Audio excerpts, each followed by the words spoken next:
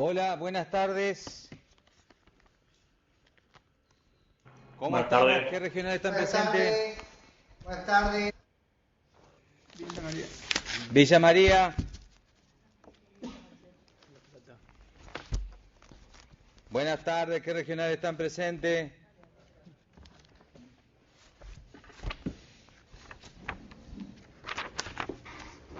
Buenas tardes, Resistencia. Villa María. Villa María, Resistencia, buenas tardes. San Francisco, buen día. Buenas tardes, profe. San Francisco, bienvenidos. Día viernes, espectacular para arrancar con derecho. A dormir la siesta. No, les juego lo que quieran que no nos vamos a dormir. Hoy les voy a preguntar todo a ustedes.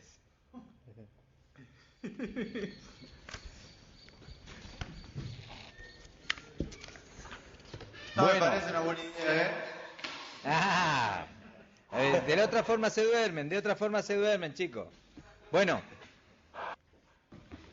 el fin de semana les voy a estar publicando las notas de los trabajos prácticos y las opiniones, así, de alguna manera, de esa forma entran al sitio, ven y además también se van a dar cuenta que subí material para que vayan viendo respecto de los actos administrativos.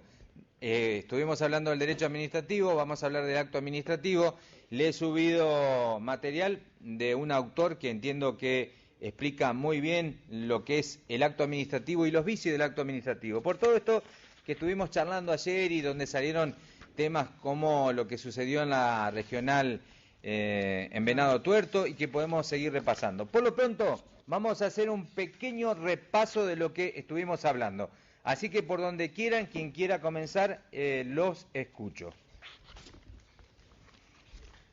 Y de las bolillas anteriores también, o sea que no hay problema. De lo que tengan que preguntar es momento. ¿Cómo hacemos para que se vea también la pantalla nuestra, si podemos ver? No, para que vea acá como nosotros...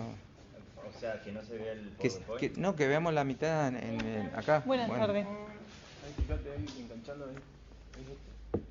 Otra vez yo probé. ¿Con cuál? Con ese. ¿Con este? No, con el más. Me parece que... A ver, ya que nos metíamos, me parece que es esto. Ahí está. Y ahí está. Ahí era así. Y acá, ¿qué pasó? Ahí está.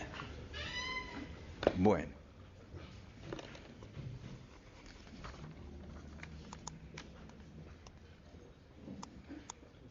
Bueno. Vamos a arrancar con lo que fue un poquito la charla sobre lo que estuvimos ayer viendo de lo que tratamos, derecho administrativo, y les voy a estar preguntando a ustedes qué fue lo que entendieron respecto de lo que abarca el derecho administrativo. Así que a los presentes tienen el material subido, si quieren con material en mano no hay problema, lo hacemos, pero sí, hoy vamos a estar charlando. Así que empezamos desde aquí, para que empiece a dar la nota, los escucho.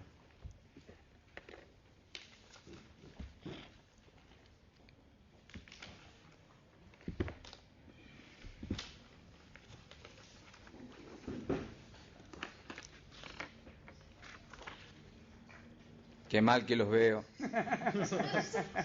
Bueno.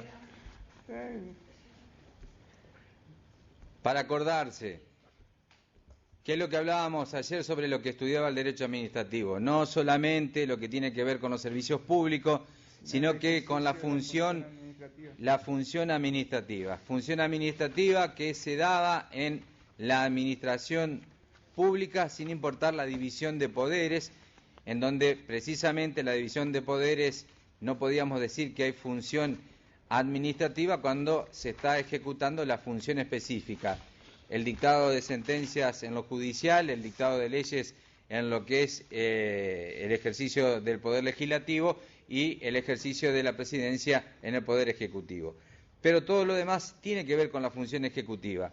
Después estábamos hablando qué pasaba respecto de los administrados, por qué tenían que cumplirse determinadas formalidades, qué es lo que de alguna manera el derecho tiende a buscar, que es la protección hacia la parte más débil, que es el administrado, y proveía de algunas herramientas que tenían que ver con las herramientas para lo que es, de alguna manera, aquellas decisiones administrativas que provoquen algún daño, atacarlas en sede administrativa o después recursos judiciales. Eso es a simple y a grandes rasgos lo que estuvimos hablando ayer.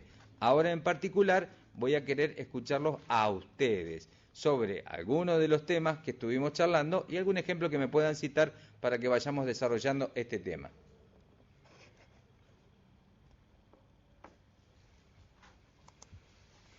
Vamos, chicos.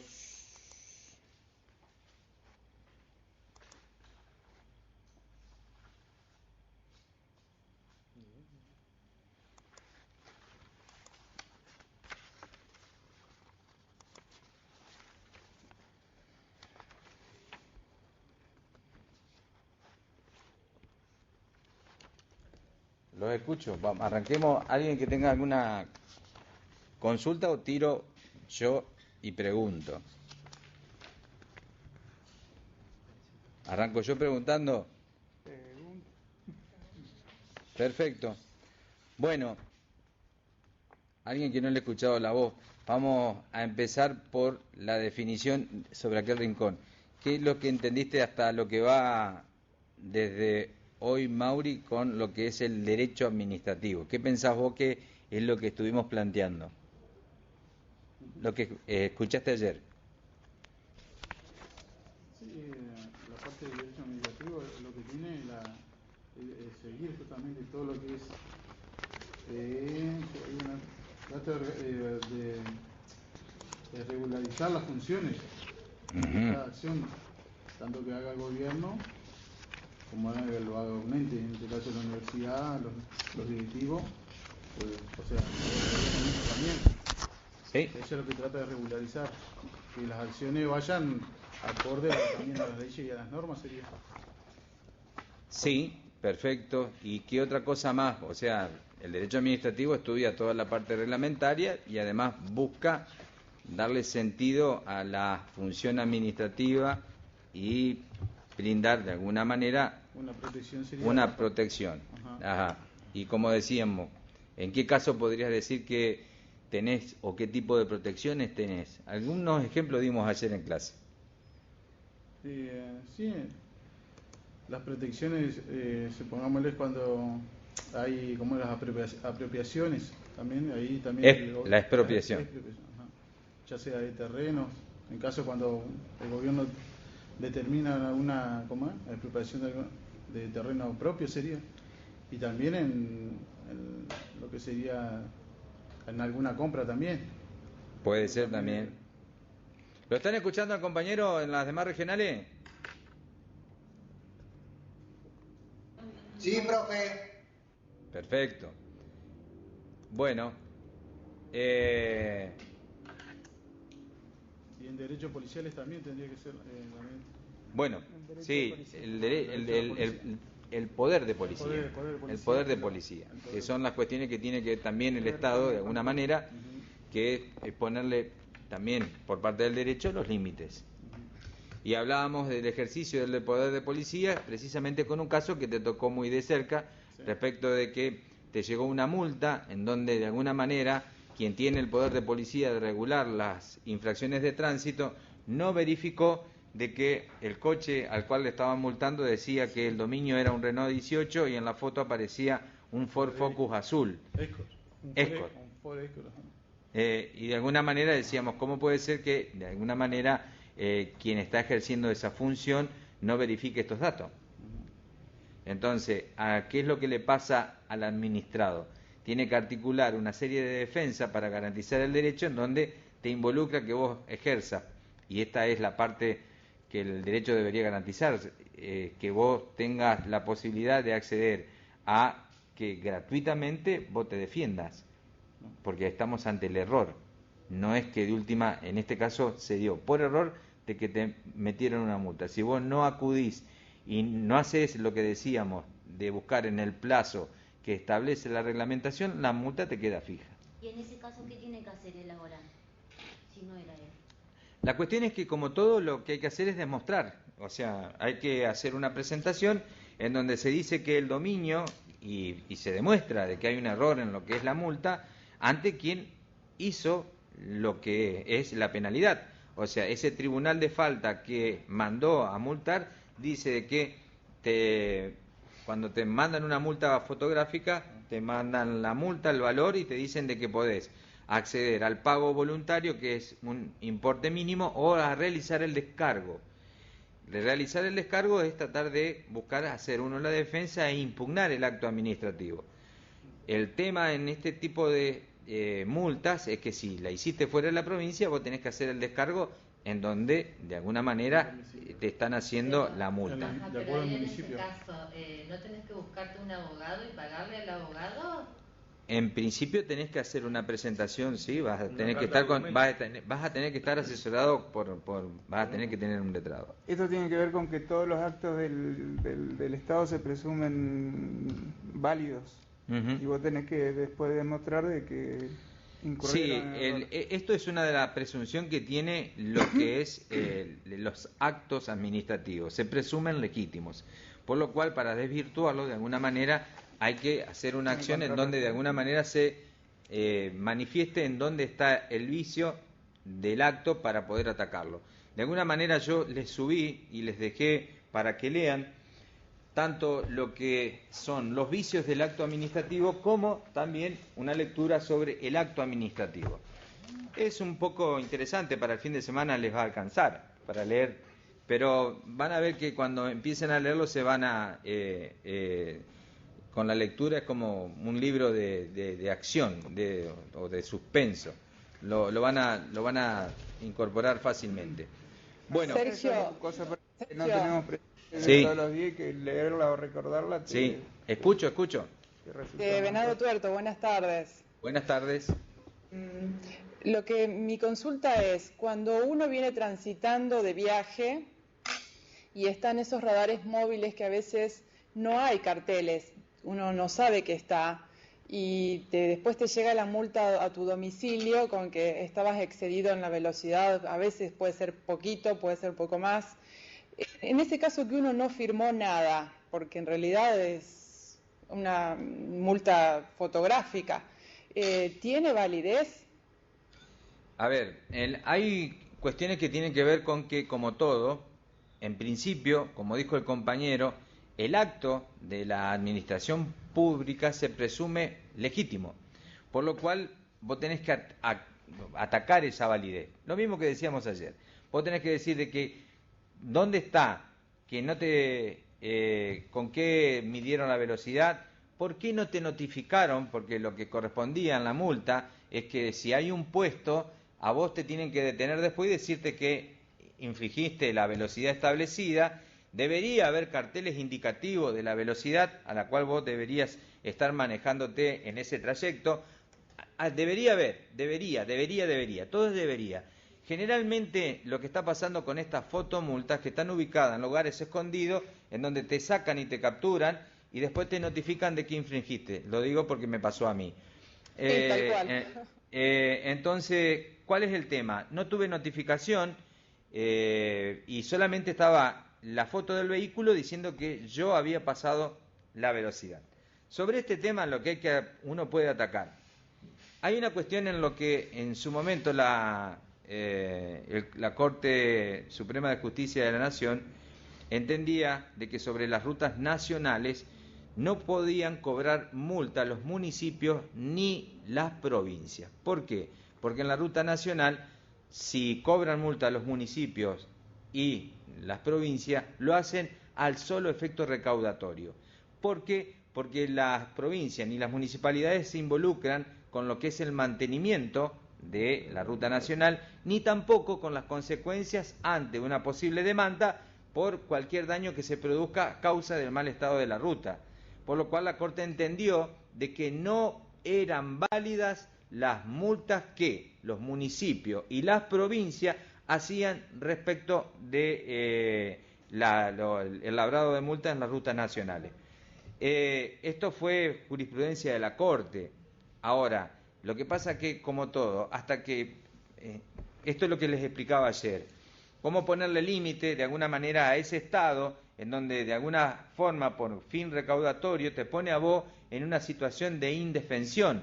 Porque si vos pasaste por la ruta, no te notificaron, no pusieron que de última estaba indicado en la ruta la velocidad, y después te llega 15, 20 días después que tenés que, porque si vos te detienen en la ruta, vos tenés la posibilidad de tratar de hacer el descargo con el agente y en la multa dejar un descargo. En cambio, de esta manera vos no tenés posibilidad de hacerlo. Y si vos ibas de tránsito y volviste a tu provincia, y vos imaginate que irte de nuevo a la provincia donde vos te hicieron la multa, bueno, es una situación engorrosa, en donde el administrado realmente tiene muy pocas herramientas y defenderse ya le lleva gastar. Por lo cual, ayer se acordaban cuando yo decía en algún momento, cuando uno tiene que pensar y decir, bueno, más sí, pago el mínimo y me libero. Y terminamos en que el Estado pone herramientas de alguna manera que no sé si solucionan el problema del tránsito, de velocidad, pero pareciera que está usado como una herramienta para simplemente buscar recaudación. Si se establecieran controles, y tengo que decirlo, una de las provincias que más me gusta, que todo el mundo se queja, pero es Córdoba. Me gusta porque de última tenés tantos controles, pero está bien, me terminé de controlar un puesto y me controla el otro. Me hace nuevamente el test de alcoholemia, me controlan el tema de velocidad, y me parece correcto que esto pase y que esté, pero está establecido, me detienen, me identifican, me dicen.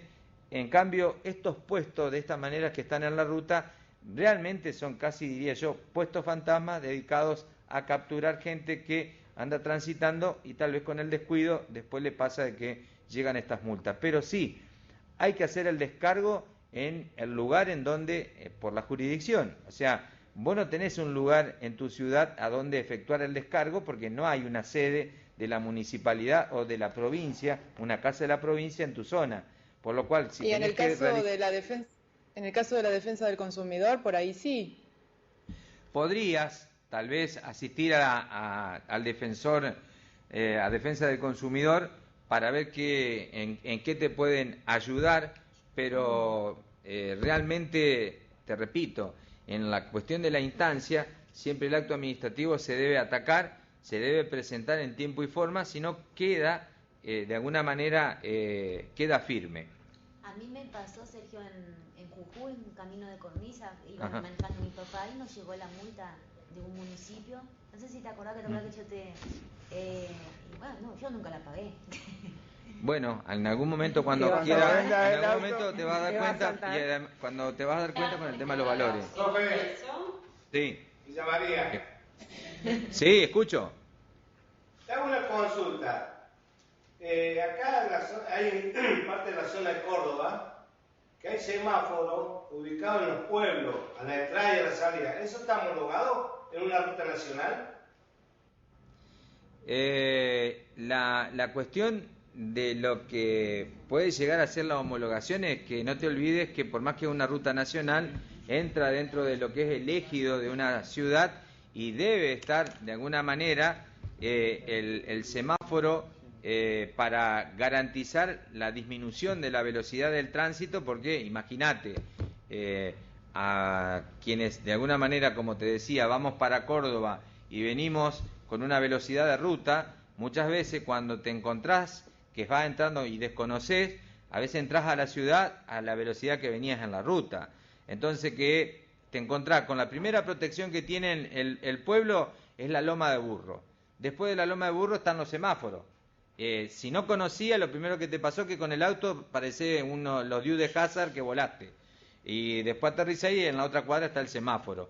Pero de alguna forma no deja de ser parte de lo que es el ejido urbano, en donde de alguna manera esa ruta nacional en su momento se transforma en una calle principal a veces de los pueblos. Porque a partir de ahí generalmente se van edificando los pueblos, o sea, está la ruta y después hacia adentro se hacen las ciudades. Es para protección más bien del ciudadano. Es protección del ciudadano, en ese caso es para la protección del ciudadano. No estoy de acuerdo, pero lo que pasa es que cuando uno llega a... Hola, ¿me escucha? Se escucha. Cuando uno llega al pueblo se encuentra con el semáforo que está trabajando con luz roja, verde y amarilla en vez de crear el intermitente como para disminuir la velocidad. Si uno llega, está pasando el verde, por ahí le corta, enseguida le saca una foto y lo agarró en la mitad del camino. Por eso digo si está homologado o no para hacer ese sistema. Te repito, o sea, la cuestión cambia cuando estamos hablando de ruta, cuando estamos en ciudad, adentro, en donde las velocidades que vos tenés para lo que es una calle, en donde en una ciudad tenés 40 kilómetros por hora para transitar sobre una calle de una ciudad, 60 en una avenida, y después sí tenés las velocidades que te permite de alguna forma la ruta, que a veces te permite 110 en algunos tramos, 130 en otros, depende. O sea, pero repito, volvamos a lo que es el eje. Las cuestiones que estábamos charlando son cómo se presenta de alguna manera el derecho administrativo y cómo hacemos cuando de alguna manera la administración nos presenta estos inconvenientes, en donde deberíamos tener muy claro que para poder dejar sin efecto esa acta, ese documento que de alguna manera se nos está notificando, porque la notificación llega por carta documento, y es más, tengan en cuenta de que la carta documento llega al domicilio legalmente constituido del titular del dominio. O sea, si ustedes, y a partir de ahí, lo que sucede es todos los efectos. Si ustedes cambiaron el domicilio y no está notificado en el registro, la notificación es válida porque fue efectuado al domicilio constituido. Entonces, ustedes tal vez no se van a enterar, pero la multa llegó y si no se atacó en tiempo y en forma, queda firme. Para eso están los domicilios legales y los domicilios reales. Generalmente ustedes verán de que cuando han tenido algún problema que los representa un abogado, el abogado determina un domicilio legal, que no es el domicilio real de ustedes, que es el domicilio del estudio jurídico, para que todas las notificaciones o todas las acciones se hagan desde ese domicilio. Y después constituyen un domicilio real, que es el particular de cada uno de ustedes. Entonces, para la justicia, las notificaciones llegan a los domicilios que tienen constituido en lo que fue cuando se hizo la transferencia del auto, que decía que ustedes vivían en tal domicilio. Ahí es donde van a llegar, y si no la recibieron, va a cumplir el efecto de que se realizó la notificación. Por eso que cuando hablábamos de la forma y de lo que es la importancia de la forma, es que se está notificando de un acto administrativo, de una voluntad unilateral que tomó la decisión de aplicar la ley y de notificarles a ustedes que incumplieron con una norma de tránsito, y que de alguna forma ustedes, por haber incumplido, les corresponde tal sanción. Pero en mi caso, Sergio, no nos notificaron nosotros con el cartero, fue y la tiró a través de la reja. Bueno, es que una carta de documento... El cartero puso que la el tema es, no importa, el efecto es, en el tema de que cómo funciona la notificación, es que el cartero pone en el cartón entregada y se terminó. O sea, entregada en el domicilio. Si la tiró y aparte dice entregar por abajo de la puerta, por lo que sea. Además, cuando es en el ámbito judicial, cuando no se puede, el oficial de justicia muchas veces, cuando debe hacer una notificación y no encuentra a nadie, es más, la pega en la puerta y se terminó, y se da y se constituye el acta en donde se dice que está notificado. Es así como funciona, no es que de última van a tener tanta paciencia. Se va al domicilio, si no se encuentra nadie, se deja en la puerta y ya se considera que la notificación está en curso. Bueno. Sergio, entonces esto sería como, o sea, no sé si estaría bien decirlo, o sea, derecho administrativo territorial sería, porque vos tenés que ir a hacerlo. No, a ver, volvemos al tema de que estamos estudiando una materia que es ¿por qué estamos estudiando el derecho administrativo? No estamos hablando de derecho civil. Estamos hablando del derecho administrativo porque de última, cuando estamos hablando de que quién está con el poder de policía de controlar la ruta es el Estado. Lo hace a través de la policía, lo hace a través de los municipios, lo hace a través de las provincias, depende qué ruta. A partir de ahí, lo que es, vos tenés una instancia en donde por las distintas leyes, ya sea provincial o la ley de tránsito nacional, en donde adhieren, es lo que se te va a aplicar por sanción por el incumplimiento. Entonces, lo hace la administración, es un acto administrativo el que se te notifica y vos, para de alguna manera defenderte, realizar el descargo o lo que sea, lo tenés que hacer en la instancia administrativa. A ver, la instancia administrativa, ¿qué hace? La instancia administrativa en algún momento, una vez notificado, firme el documento en donde tenés la multa, después llega a la instancia en donde tiene la posibilidad de hasta ejecutar patrimonialmente aquel que no paga la multa. O sea, llega en un momento en donde se acumulan periodos, en donde la sumatoria del interés, a veces en el sistema de lo que es las sanciones de tránsito, se buscan unidades que están determinadas por el valor del litro de combustible, la nafta super. Entonces se fijan la cantidad de unidades y te fijan el valor. No importa el tiempo que lo pagues, te lo regula el aumento del combustible a lo que es el valor de la multa. En otros casos no, la multa se queda y se fija después un interés y en el momento que lo querés pagar te dicen cuánto debes por el tiempo que te demoraste en pagar. Esto podría ser. Y en otro momento, a veces hay muchas municipalidades, y esto fue uno de los casos que también pasó acá en la ciudad, en donde tercerizan las multas, se las venden a estudios jurídicos para que las ejecuten. O sea, y después a vos te llega directamente de un estudio jurídico diciendo que arreglé, o se van y te hacen un juicio ejecutorio. O sea, de esta manera, vos por una situación de una multa podés llegar a pagar mucho más de lo que te hubiera correspondido si lo hacés en el lugar que corresponde, en la municipalidad. O si uno demuestra que no tuvo nada que ver. No, pero lo que pasa es que todo lo que vos tenés que reclamar, lo tenés que reclamar del principio, no después. O sea, lo que estamos aclarando acá son los momentos y por eso son las acciones. O sea, para saber cómo ubicarnos en donde, a partir de que estamos notificados, que tomamos conocimiento de que sabemos de algo, si tenemos que quejarnos hay tiempo, no en cualquier momento. Entonces, a partir de que de última uno tiene una notificación sobre un acto, es el tiempo en donde vos lo aceptás o de alguna manera lo recusás. ¿Dónde? Sobre la instancia que de alguna manera dictó el acto. Bueno, ¿alguien más que tenga para consultarnos? ¿Alguien que le haya... Ahí,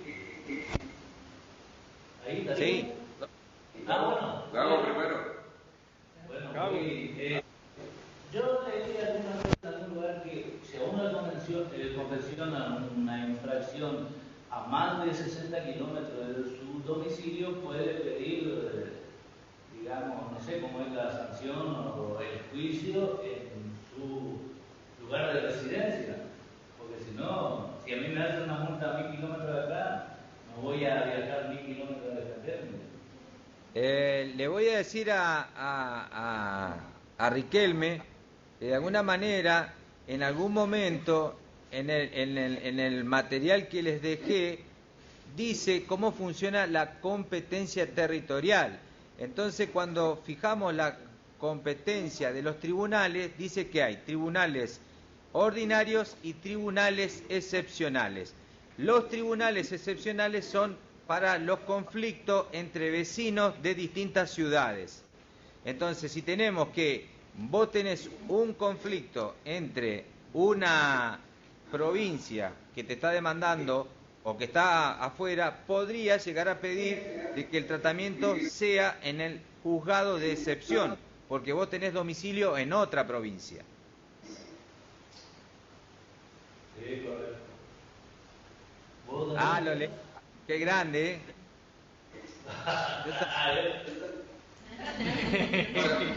Lo que pasa es que quedamos mal del fin de semana. ¡Epa! No. Estamos alicaídos. Todo pasa. Quédense tranquilos, que de última yo los entiendo, los comprendo, pero de última, si hay algo que la vida da revancha. Pasa de grandona. La vida da revancha, no se hagan problemas. Administrativo el partido. Bueno. Una musiquita. Profe. Sí. Yo estuve, o sea, para tratar de entender, hice como un pequeño resumen, pero en palabras propias. Lo que quería era compartirlo por ahí a ver si puede ser o no. Pero claro que sí, me parece que de última esa es lo que estoy tratando de que cada uno de ustedes trate de llevarlo adelante, porque, a ver, en principio, como les decía los compañeros de Paraná, hay una cuestión que es muy difícil de comprender cuando uno ingresa a la universidad con pocos años, sale de la escuela secundaria, fue papá y mamá la que se encargó de la vida, y cuando tienes que verte con todos estos conceptos son totalmente extraños, no sabés de qué te hablan. Pero en alguna manera, nosotros que ya estamos en lo mejor de la vida, en la etapa, en la juventud, estamos... Entonces, en esta etapa nos topamos con algunos conceptos que, de alguna manera, cuando lo leemos, son aplicables a situaciones que ya hemos vivido. Cuando hablamos de contrato, y cuando hay una definición de contrato, nos damos cuenta de que subirnos al colectivo y pagarlo es un contrato. Ir al supermercado y pagar es un contrato. De alguna manera hay cuestiones que parecen complicadas, pero que de alguna forma ya las llevamos adelante. Lo mismo que cuando empezamos con el trabajo. Depende cómo nos ha ido, hemos realizado distintas cuestiones que han sido reguladas y que cuando ustedes la leen, tranquilo, se van a dar cuenta que son situaciones que no son tan complicadas. A veces el lenguaje expresado por los autores resulta un tanto elevado porque parece que le hablan para los jueces de la corte y no para el individuo normal. Entonces eso es lo que hace que sea un tanto complicado, pero con paciencia, y por eso hemos tratado de estar charlando permanentemente para dar ejemplos sobre cada uno de los temas que estamos abordando. Muchas veces el ejemplo es mucho, y si de alguna manera nos equivocamos, lo corregimos y lo tratamos de entender entre todos. Así que la verdad que te felicito y te doy la palabra para que nos hagas tu resumen. Sí, en realidad yo lo que trato es de comprender los términos que no conocía y tratar de llevarlo a un lenguaje más coloquial y poner algún ejemplo como para tratar de entenderlo. Para mí yo le puse que el derecho administrativo no se caracteriza por el sujeto, sino por el objeto, donde el sujeto sería la administración pública y el objeto sería la actividad especial generada por la administración pública. O sea, en realidad es qué es lo que hace la administración pública.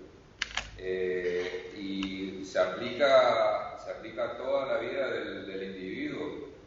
Por ejemplo, cuando nosotros nacemos o cuando morimos, al nacer necesitamos tener un certificado de nacimiento y al morir un certificado de defunción. O sea, el derecho administrativo es como que desde el momento de nacer y al momento de morir siempre nos acompaña a nosotros como individuos en una relación directa con el Estado. Y a la vez es un sistema de protección que nos brinda, donde tenemos una herramienta como para poder defendernos de actitudes equívocas que puede tener el Estado hacia el individuo. Y bueno, si el Estado no tuviera administración, yo calculo que no podría existir, sería un caos. Es necesario un Estado intervencionista que tenga un feedback entre lo que es la comunidad y lo que el Estado manda o intermedia por ley. Está muy bien el resumen y la síntesis, porque de alguna manera cuando hablamos tanto de la función, que no es netamente pensar en los servicios públicos, que el Estado está, desde que decidimos vivir en sociedad, cuando hacíamos la definición de lo que era la nación con el territorio, con los individuos, a partir de ahí surge una constitución que nos brinda garantía, que nos da derechos, pero también nos da deberes, y que de alguna forma, así como también en el nacimiento, te obviaste una parte de la vida, que es casarse o vivir en pareja. Parece que te fuiste a los extremos, pero al medio no le pegaste. Hay algunos que no le evitan. Pues ese acto administrativo preferimos no recordar. Pero me parece que deben saber cómo recusarlo. Bueno, sí hay problemas. Pero bueno, más allá de eso, como decíamos, precisamente la actividad administrativa se refleja en gran parte de lo que tiene que ver nuestra vida, en donde desde que necesitamos el carnet de conductor para poder andar transitando como corresponde, porque podemos andar conduciendo si no tenemos carnet de conductor, pero no es lo que corresponde, porque si nos pasara de que no tenemos carnet de conductor, tenemos el seguro, tenemos el auto, todo lo demás, perfecto, chocamos. ¿Qué es lo primero que pasa? La aseguradora dice que no estábamos nosotros en condiciones y no paga, por lo cual el efecto cae sobre la persona y no sobre la aseguradora, porque no estábamos en condiciones de circular. Entonces, parece una cosa que, es una pavada, pero no, es para tenerla en cuenta. Entonces, muchos mecanismos funcionan a partir de que uno está acorde al ordenamiento jurídico impuesto por el Estado. Y ese Estado, que también de alguna manera puede caer en errores sobre el individuo, tiene que tener la posibilidad de que se le den herramientas que son las acciones o la vía judicial para tratar de que el individuo no se perjudique. Así que esto es de alguna manera lo que vos expresás, y ahora también le voy a preguntar a los demás qué opinan de el razonamiento de nuestro compañero de Resistencia. Yo quiero hacer después una pregunta, no sé si... Haga. Yo quería hacer una pregunta en referencia a lo que es la función ejecutiva administrativa del Estado, si también se puede decir que se cumple también fuera del país. A ver, por ejemplo, a través de la embajada, yo estando fuera del país, tengo un problema, recurro a la embajada y de alguna manera la actividad administrativa se cumple para conmigo siendo ciudadana argentina. A ver, el caso que plantea la compañera es que de alguna manera cuando estás y todo depende, porque para eso tenemos un derecho público y tenemos un derecho privado. Si se acuerdan, hay una división entre lo que es el derecho internacional público y privado, el derecho que regula la actividad entre las naciones y el derecho internacional que regula la actividad de las naciones con los individuos. Entonces, el caso que vos planteás es que depende de lo que suceda y cuál es la jurisdicción a la que vos vayas, es que dentro de la embajada pueden solucionarte algunos temas, pero no todo lo que te suceda en el país que vos estás visitando. Pero o sí sea, algunas, digamos. Sí, podría ser en la situación que vos te encuentres en la embajada de que perdiste el documento, en donde de alguna forma podés hacer el reclamo por lo que puede ser el documento o el pasaporte y que te lo solucionen a través de la embajada. O sea, o la contención ante lo que puede ser el asesoramiento si tuviste algún hecho en donde te robaron y todo lo demás, que la embajada tome curso para derivarte a las autoridades pertinentes. O sea, esa parte protocolar puede la embajada estar de alguna manera asesorándote, pero no va a tener...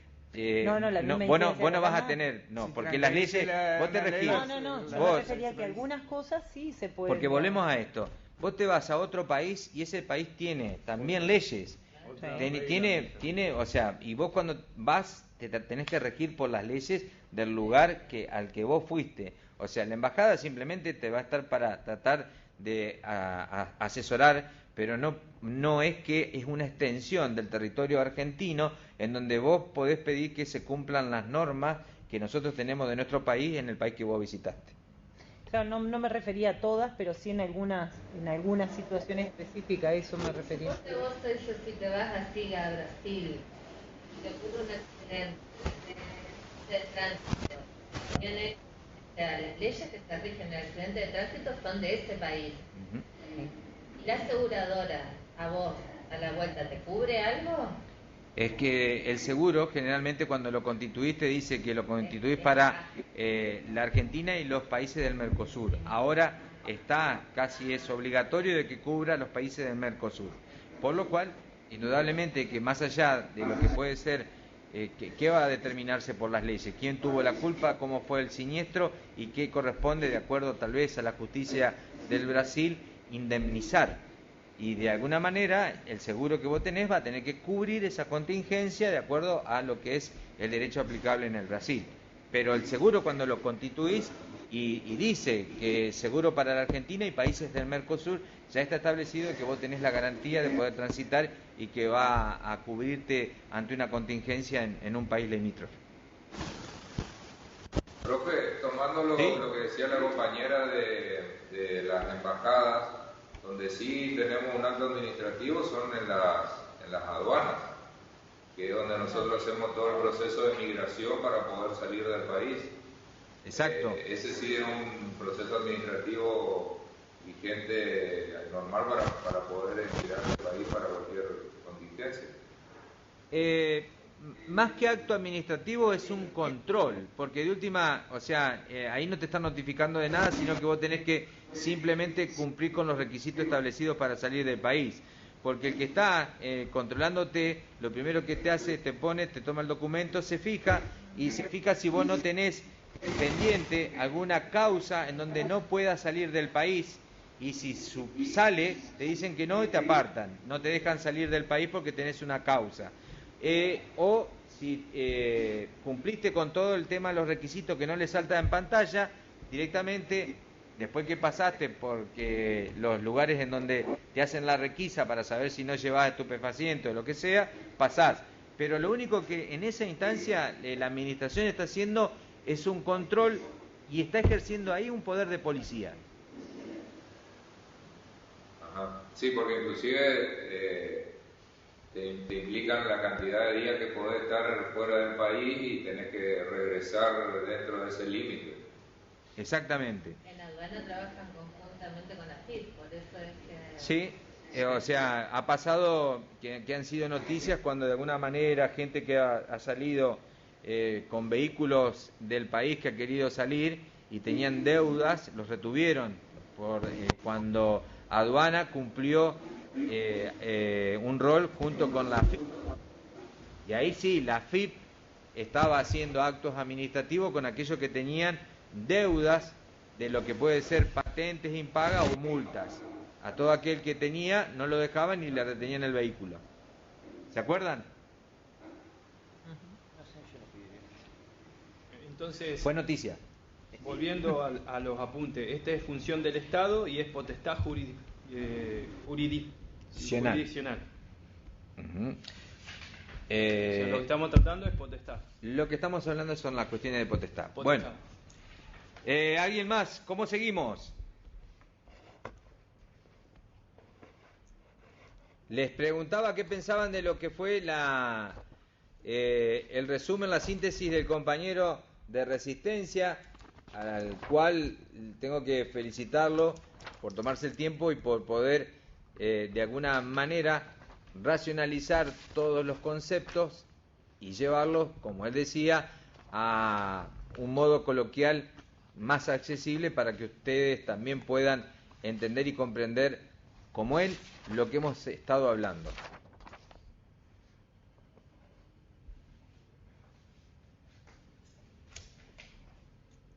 ¿Qué opina Venado Tuerto? ¿Qué opina San Francisco, Córdoba, La Plata, Santa Fe?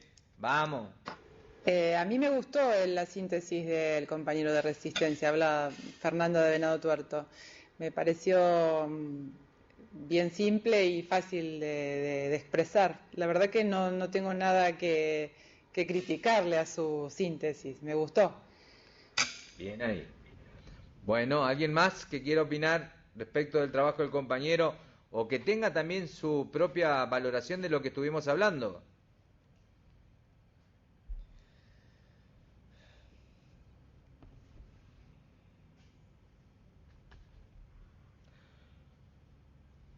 Buenos. Me faltan 10 minutos para llegar a las 3 de la tarde. Cortamos acá y después nos ponemos de vuelta. Vamos a tratar de definir hoy funciones del Estado, en donde ya gran parte la venimos viendo, pero nos vamos a meter con lo que me interesa que veamos, que es un poquito más sobre lo que es el tema de potestad, también lo que es competencia, jerarquía, centralización y descentralización del Estado. Esos son los temas que vamos a avanzar.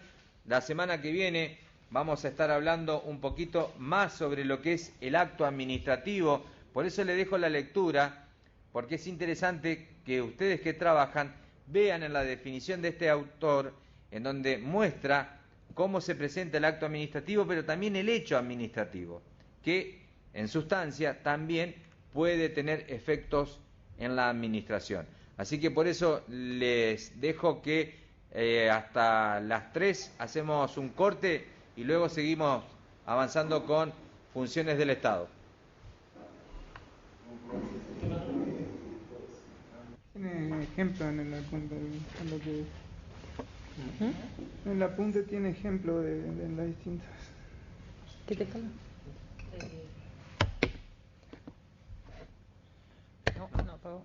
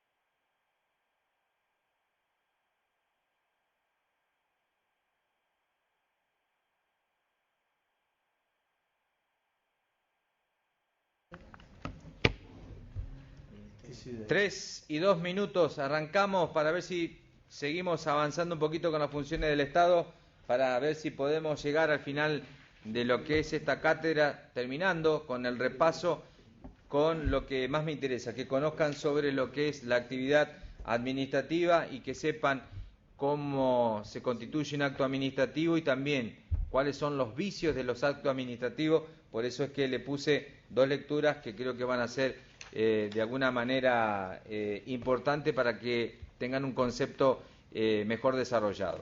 Vamos a seguir, ¿ya estamos todos listos? Sí, Venado Tuerto. Perfecto. Ayer empezamos hablando un poquito sobre las funciones del Estado. Y cuando decimos funciones del Estado hablamos de lo que se denomina la potestad.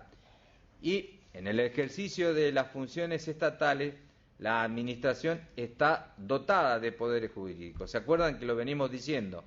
Para poder cumplir con dichos contenidos, es necesario que la administración disponga de poderes o prerrogativas denominadas en lenguaje técnico potestades. Bueno, estas potestades, como ayer hablábamos y sentábamos los ejemplos, vamos a volver a repasarla y a ver si surge algún ejemplo y lo asimilaron. Las potestades administrativas se pueden clasificar en potestad reglamentaria, que es la posibilidad de dictar reglamentos administrativos de alcance general que se traducen en situaciones impersonales y abstractas. Y decíamos, vamos a ver un ejemplo en lo que puede ser en lo general y un ejemplo en lo que puede ser nuestra universidad. Arrancamos. ¿Quién me da un ejemplo? Potestad reglamentaria. Posibilidad de dictar reglamentos administrativos de alcance general que se traducen en situaciones impersonales y abstractas. Congreso de la Nación. El Congreso de la Nación. Superior. Bien. Consejo Directivo. Superior. Consejo Superior, muy bien. ¿Quién más? Consejo Superior. Muy bien, y en carácter general, ¿quién más puede dictar reglamentos de alcance general que se traducen en situaciones impersonales y abstractas? Decano. Rector, digo. Rector. Rector. Vamos a ordenarnos, vamos a pensar a nivel país y después hacemos el ejemplo a nivel universidad. Empezamos a nivel país sobre quién tiene la potestad reglamentaria y después nos vamos a lo que es la universidad. A ver. El Congreso de la Nación. Muy bien. El Congreso, ¿qué más? ¿Quién más? Diputado. Y es el Congreso. Bueno, está dentro del Congreso. La Cámara Baja, la Cámara Baja. Está dentro del Congreso, sí. Bueno. No, está dentro del Congreso. Ya si me definieron Congreso ya entendemos. Porque de última... El Poder Ejecutivo a través de los decretos de necesidad y urgencia podrían ser.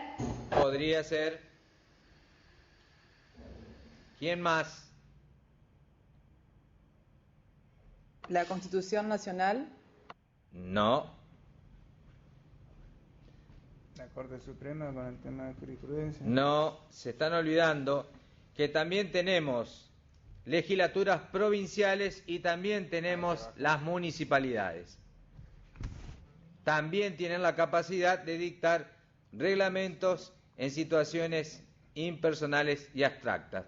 La municipalidad a nivel de ordenanza y las leyes que salen a través de las legislaturas provinciales como leyes provinciales. Vamos chicos, esa me parece que era facilísima. No, pensé que lo preguntaba solamente a nivel nacional, por eso no entendimos la cosa. Claro, entonces, bueno, a nivel por eso. universidad es el Consejo Superior y los consejos de cada facultad. Exacto. Bueno, vamos a la otra potestad, que es la potestad sancionatoria, que es la que ejerce el poder disciplinario o correctivo.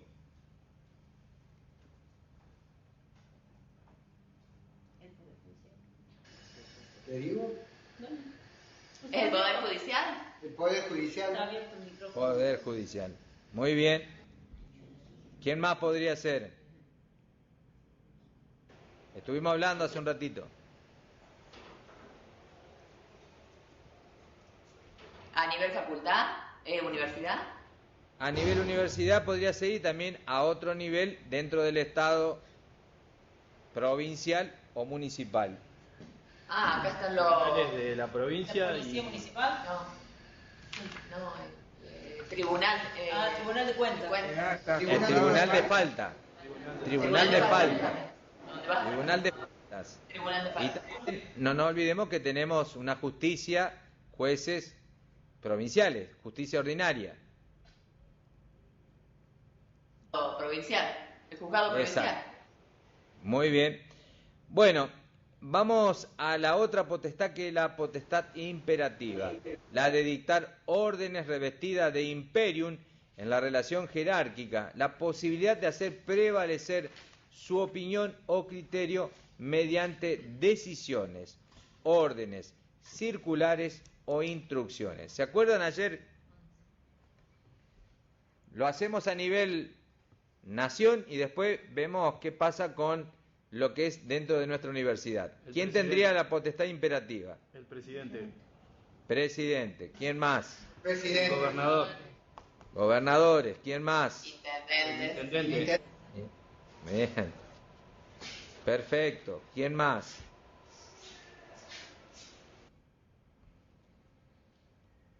¿Quién puede dar órdenes revestidas de imperium en la relación jerárquica?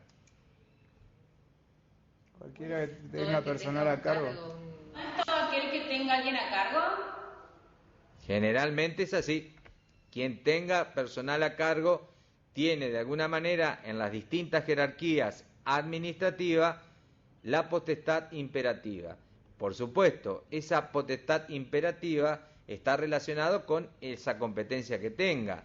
Depende del área que involucre, solamente podrá dar órdenes que involucren a lo que es la jerarquía y la competencia que tenga adquirida. La potestad que se le otorga es de acuerdo a la función que cumple. Nunca podría dar, qué sé yo, una persona que trabaja en la municipalidad, después pararse en el medio de la calle a cortar el tránsito.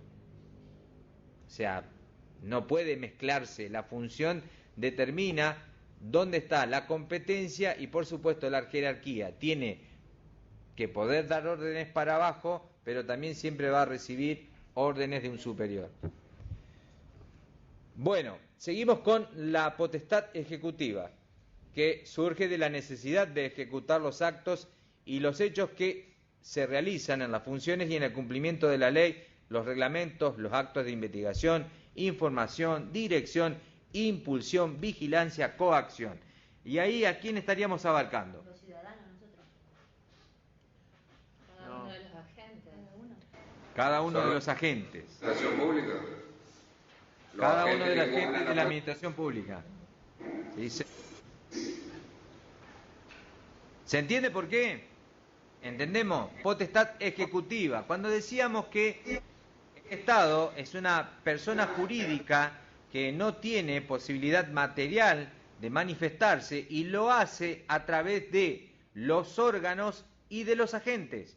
Por eso que, de alguna manera, en la potestad ejecutiva están todos aquellos que, indudablemente, son materialmente quienes llevan adelante las decisiones de esa persona jurídica. Todos los empleados del Estado.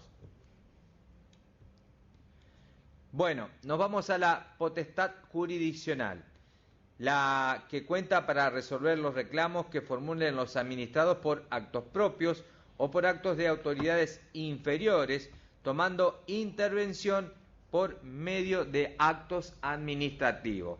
Nos vamos a lo que es, ¿quién podría hacerlo a nivel país y quién lo hace en nuestra universidad?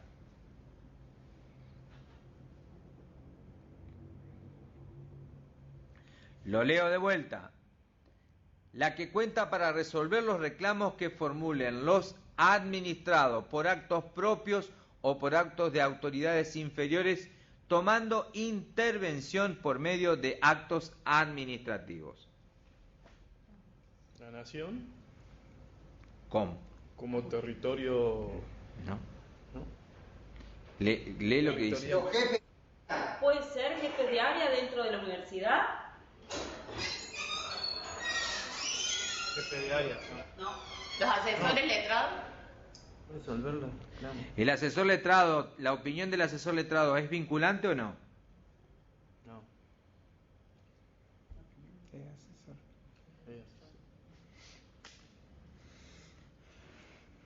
A la compañera que me dijo que era el asesor letrado, ¿la opinión de un asesor es vinculante o no? Y va al consejo directivo. Ustedes tienen que saber que generalmente cuando se conforman las comisiones ad hoc o los asesores, las opiniones de estas comisiones o de estos asesores no necesariamente son vinculantes. Son opiniones que se piden muchas veces para cumplimentar el acto administrativo, pero la autoridad que lo dicta puede o no tomar en cuenta lo que se haya dictaminado. Entonces, muchas veces, simplemente la consulta a una asesoría es para cumplir la formalidad que pide el acto administrativo, y quien lo determina, si lo toma o no, es la autoridad que tiene la potestad para dictar el acto.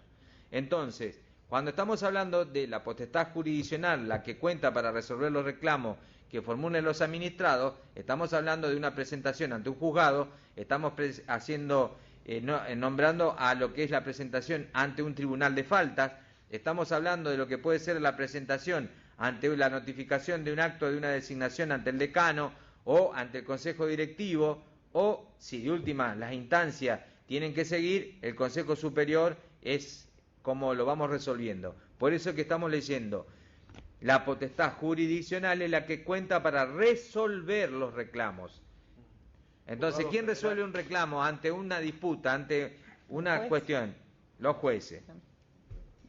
Y ¿se acuerdan cuando decíamos, si tuviéramos que decir quiénes son en el ámbito de la división de poderes, quiénes llevan adelante la actividad judicial en nuestra universidad, decíamos que, en principio, quien dicta el acto, que puede ser el decano, después los consejos directivos y el consejo superior. Fuera de estas instancias se agota y directamente sale de la órbita de la administración pública para pasar directamente a la justicia. ¿Se acuerdan de eso?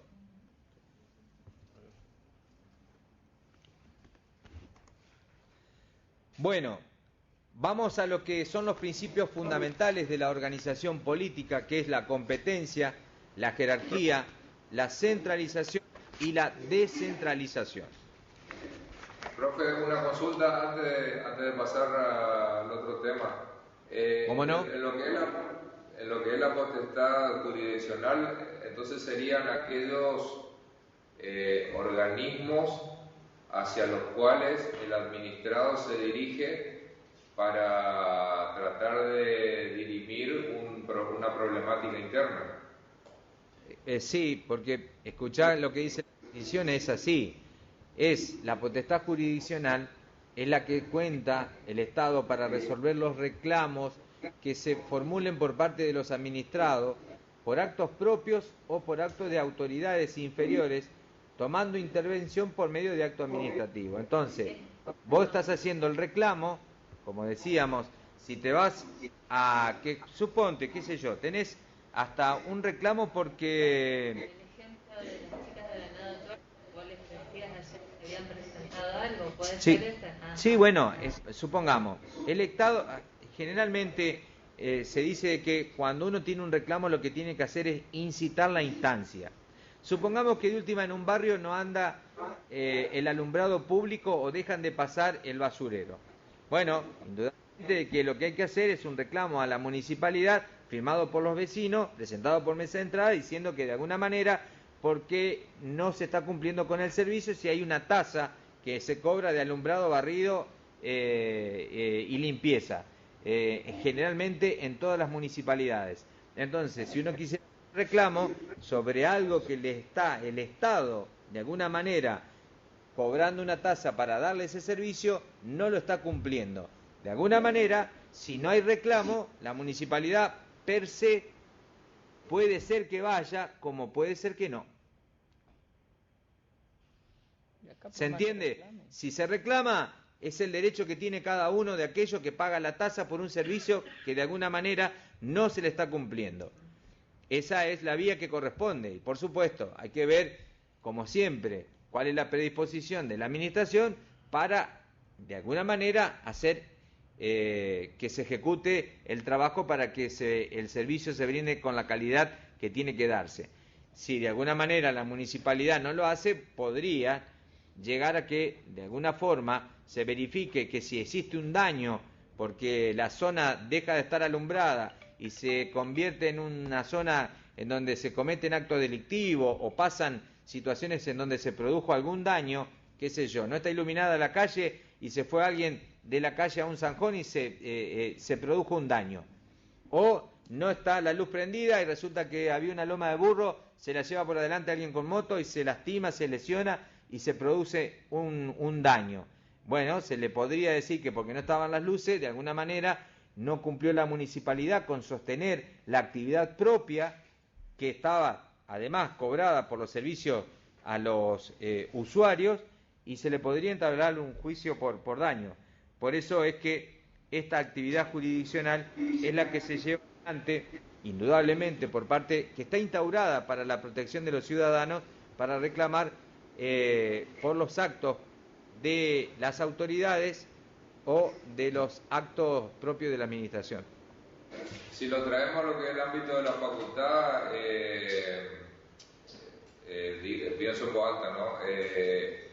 Si la facultad tendría que pagar tiene la obligación de pagar una RT para todos los que trabajan dentro de la facultad. Si un personal de la facultad viniendo a su trabajo tiene un accidente y la facultad dejó de pagar la RT, este sistema de reclamo es el que implicaría que tienen que reclamarle primero a la facultad por la falta de pago de la RT. Sí, vamos a ponerlo en el mejor de los ejemplos. Esto es así.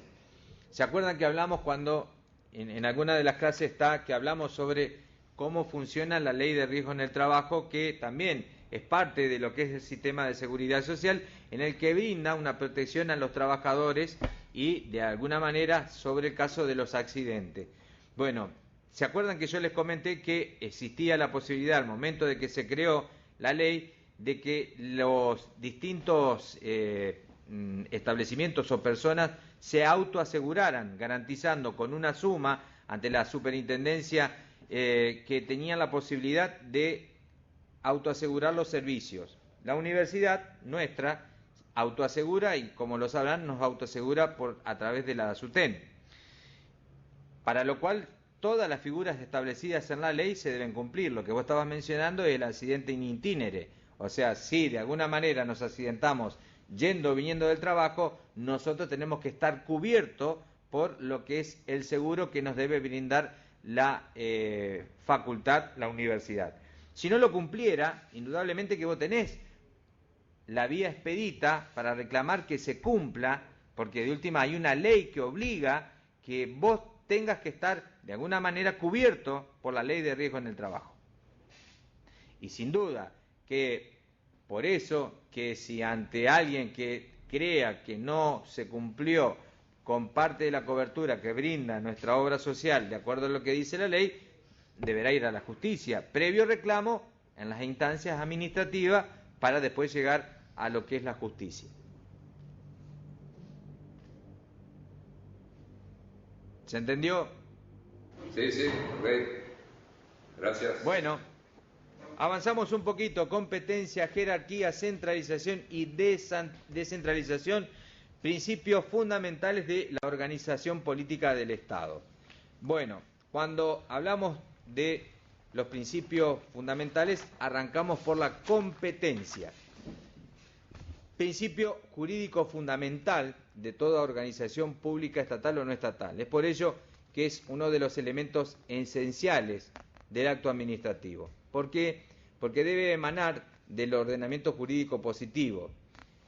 Es un conjunto de atribuciones determinadas por el ordenamiento jurídico positivo que un órgano puede y debe ejercer legítimamente. La competencia es para los órganos lo que la capacidad es para las personas físicas. Debemos referir que siendo la capacidad la regla en materia civil, no lo es en materia administrativa.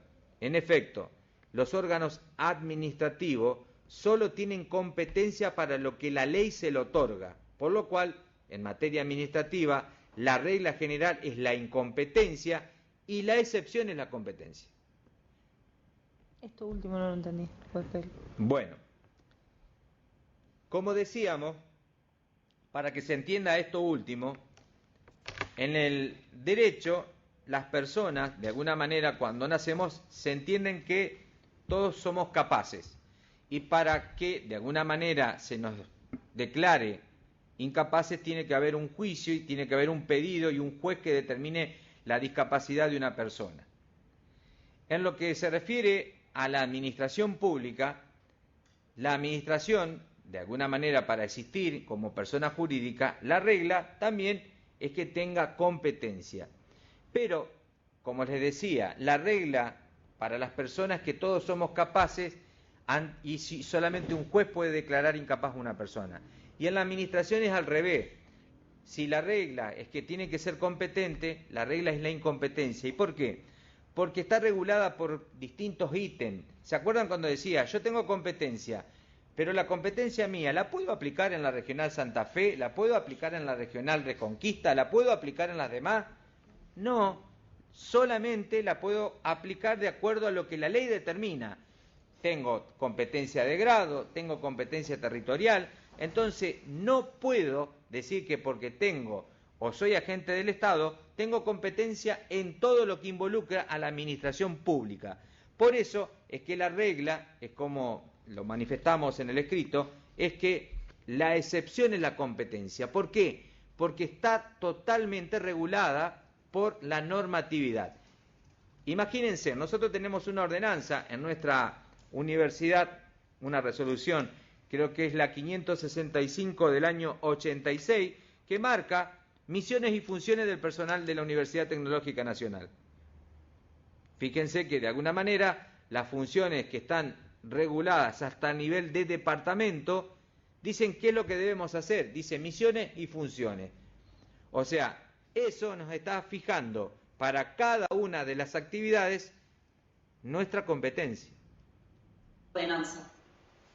Perdón, la misión y función es a nivel facultad o a nivel universidad? A nivel universidad. ¿Por qué? Porque en todo toda una ordenanza. ¿Figura en el estatuto? No. Es una resolución del Consejo Superior 565 del año 86. Misiones y funciones de la universidad. Un ejemplo.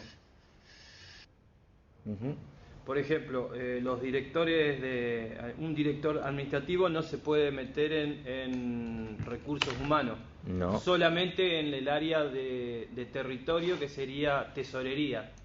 Ni un director de recursos humanos se puede meter en tesorería. No. Exactamente. De alguna manera, cuando estamos marcando lo que es en el tema de las funciones y la competencia, decimos que en la administración la regla general es la incompetencia y la excepción es la competencia. ¿Se entiende lo que estamos diciendo? ¿Y el por qué? Sí, se entiende perfecto. Muy bien. Bueno, seguimos avanzando porque de alguna manera como la competencia es indelegable o improrrogable porque se haya establecida en la búsqueda del interés público y surge además de una norma estatal, por lo cual no puede ser pactada, convenida, extendida por acuerdo de los administrados, entre ellos y la administración, salvo los legítimos casos de sustitución, delegación o avocación. A ver, volvemos a este tema. La competencia es indelegable o improrrogable porque se haya establecida en la búsqueda del interés público y surge de una norma estatal. no puede ser pactada, convenida, extendida por acuerdo de los administrados, entre ellos y la administración, salvo legítimos casos de sustitución, delegación o avocación. Además, es irrenunciable. Su ejercicio corresponde a una obligación de la autoridad o del órgano dependiente. Corresponde al órgano institución y no al órgano individuo, es decir, que corresponde al cargo y no al sujeto que la aporta, el cual debe limitar el ejercicio de la competencia de acuerdo a la norma que lo establezca. ¿Se entiende? De esto tendríamos que hablar, ¿eh? Es decir, que no... Sí, se entiende. Bueno, la competencia, como decíamos, la podemos establecer en razón de materia, en razón de territorio, en razón de tiempo y en razón de grado. Cuando hablamos de la competencia en razón de materia, es un criterio objetivo para determinarla, puesto que lo que se tiene en cuenta es la naturaleza y los aspectos cualitativos de la cuestión. Por ejemplo, sancionar un delito tipificado en el Código Penal.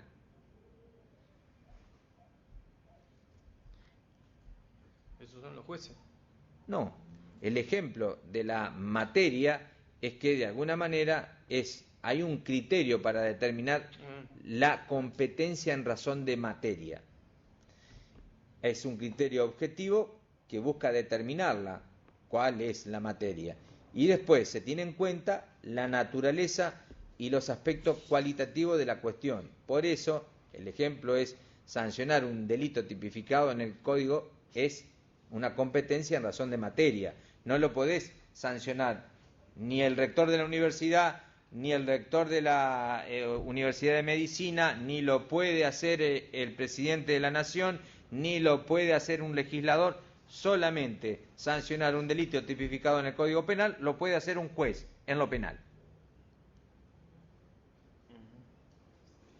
Y depende del delito, porque si es tráfico de droga es Sí, federal y si no... Por eso, la cuestión es, en lo que es la materia, es por eso que se ve. Se tiene que fijar el objetivo de cuál es la materia y por eso que de alguna manera tenemos. ¿Cuál sería, y por eso, en lo que hace a nuestros trabajos, si tuviéramos que decir qué competencia en razón de qué materia tendríamos dentro de nuestra universidad? ¿Cuál sería la materia? La dirección, cualquier...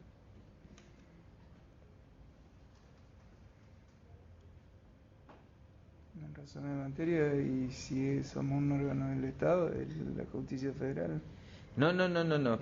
Piensen nuestra competencia. ¿Cuál es la competencia que tiene la universidad? Educar. Exactamente. Por favor. O sea, estamos dedicados dentro de lo que es la universidad, somos lo que es la élite del conocimiento, por lo cual estamos dentro de lo que es la materia que tiene que ver con la educación. O sea, la razón en materia por lo que de alguna forma se funciona es en lograr que el conocimiento llegue a nuestros graduados. Todo lo demás, esto es la materia específica.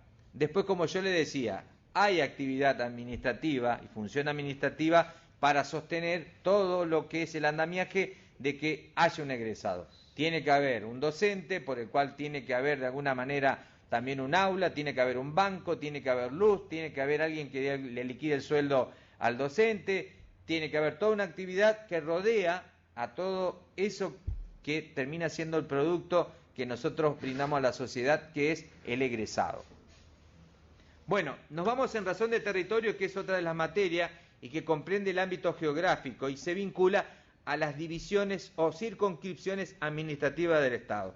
¿Se acuerdan que también lo vimos que la Constitución Nacional se refiere a eso por la forma de que cómo estamos constituidos nosotros, en donde de alguna manera tenemos el Estado nacional como también las provincias? Y las provincias de alguna manera no delegaron todas sus facultades al gobierno nacional, por lo cual tenemos también legislatura provincial, tenemos justicia provincial y de alguna manera, si tuviéramos que ver esto que hablábamos de la competencia en el ámbito geográfico, es donde vemos esto que le decía a ustedes. Tenemos similitudes de cargos, por eso que la resolución 565 del 86 rige con las misiones y funciones para todo el ámbito de la universidad y dice, el departamento personal debe hacer pero el departamento personal de toda y cada una de las regionales. Para la dirección de administración dice que debe hacer esto, y lo determina, y lo tienen que hacer todas, no dice para la dirección de administración de la facultad tanto. Lo dice y lo establece porque todos somos una misma institución, por lo cual se regula la actividad que se repite en distintos ámbitos. Todos tenemos las mismas funciones porque hacemos el mismo trabajo. O sea, está el departamento de mantenimiento, lo tienen todas las áreas. Está el servicio general, lo tienen todas las facultades. También, así como hay un área de recursos humanos, un área administrativa, un área de extensión, como así también tenemos los docentes que están clasificados por departamento. Todo tiene que ver con el cumplimiento de una actividad que se repite en distintos ámbitos. No por eso, aquel que esté designado como decano, es decano en todos los lugares que vaya en las distintas regionales. Es decano y tiene una competencia territorial determinada por el lugar en donde está establecida la regional que lo eligió. ¿Se entiende? Sí, se entiende. Perfecto. Nos vamos a la competencia en razón al tiempo. Y, por regla general, la competencia es permanente, ya que el órgano la puede ejercitar en cualquier tiempo estas atribuciones que le son propias. Por ejemplo, el Poder Ejecutivo Nacional tiene 10 días para vetar los proyectos de ley. Si no ejerce esta competencia en ese plazo, el proyecto se considera aprobado.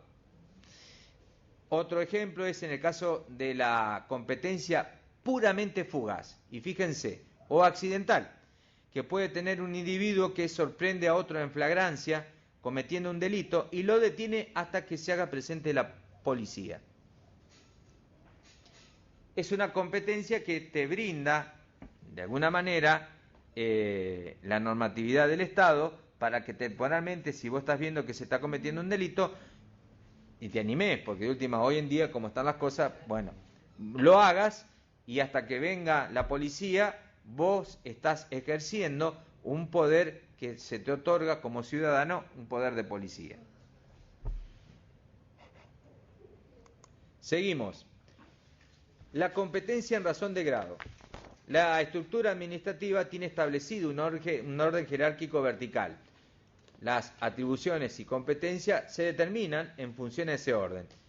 La competencia de un órgano superior no puede ser ejercida por un órgano inferior, ni viceversa, salvo en los legítimos casos de delegación, avocación, sustitución, subrogación y suplencia. Ya lo vamos a ver porque de alguna manera estas cuestiones nos pasan. Bueno, cuando decimos que hay excepciones al carácter improrrogable de la competencia, hablamos en primer lugar de la delegación. Y este instituto es de naturaleza excepcional, por el cual un órgano transfiere a otro el ejercicio de la competencia que le fue atribuida en forma constitucional, legal o reglamentaria. Para ello, se requiere de una norma a favor de la autorización, la que deberá ser expresa y deberá enunciar en forma clara y concreta las atribuciones que se delega. Vamos a que me den un ejemplo de delegación.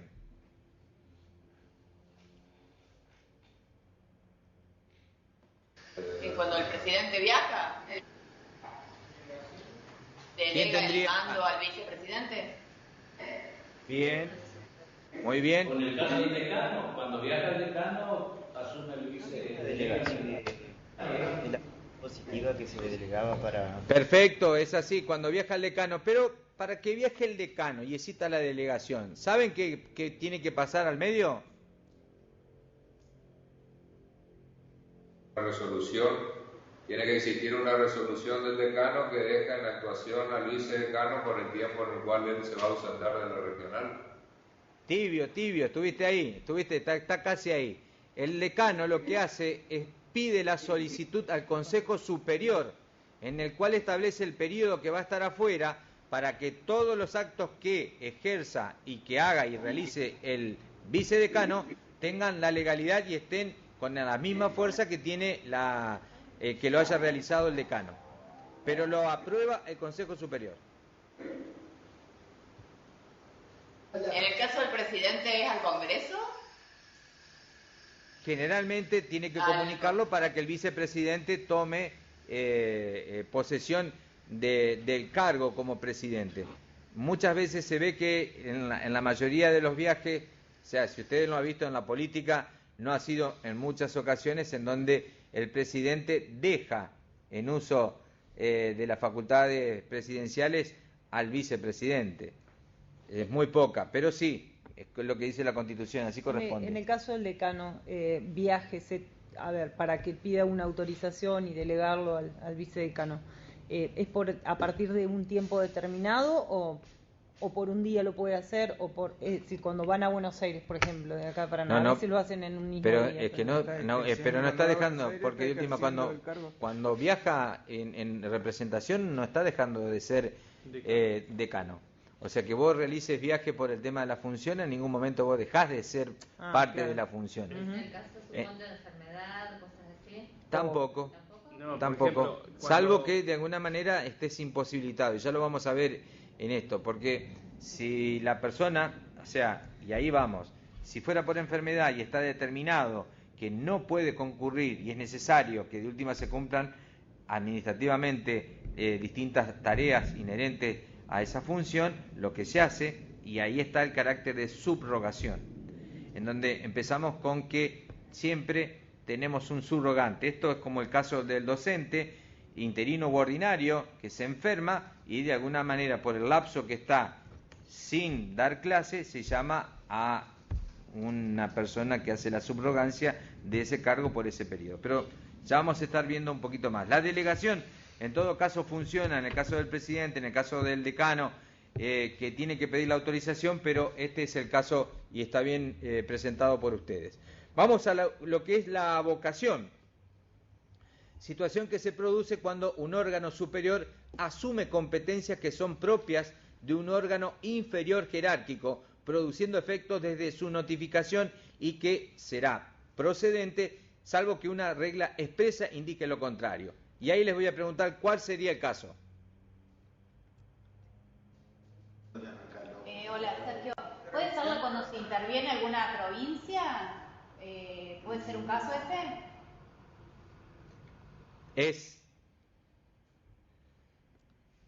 Es el caso de las intervenciones, en donde de alguna manera, para garantizar el bien común, se toma la decisión de que desde un poder superior se, de alguna manera, toma control de un órgano de nivel inferior. Sí, es el caso de lo que es cuando hay intervenciones.